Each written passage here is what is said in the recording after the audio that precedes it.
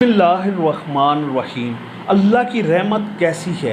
रसूल अल्लाह सल्लल्लाहु अलैहि वसल्लम ने फरमाया, जहन्नम से सबसे आखिर में निकलने और जन्नत में सबसे आखिर में दाखिल होने वाले आदमी को मैं जानता हूँ।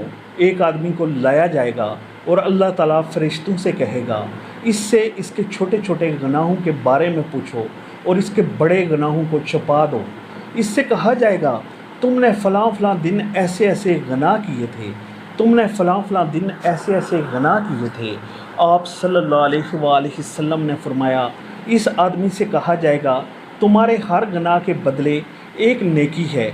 आप सल्लल्लाहु अलैहि वसल्लम ने फरमाया, वो आदमी अर्ज़ करेगा, ऐ मेरे रब, मैंने कुछ ऐसे भी गुनाह किए थे जिसे यहाँ नहीं देख रहा हूँ, यानी मेरे बड़े बड़े गुनाह भी हैं, इनको भी नेकियों में बदल दीजिए। अबू ज़र रज़ी अल्लाह तआला अन्हु कहते हैं, मैंने रसूल अल्लाह सल्लल्लाहु अलैहि वसल्लम को अल्लाह की रहमत और आदमी की इस प्यारी सी चालाकी पर हंसते हुए देखा, हत्ता कि आपके अंदरून के दांत मुबारक नज़र आने लगे।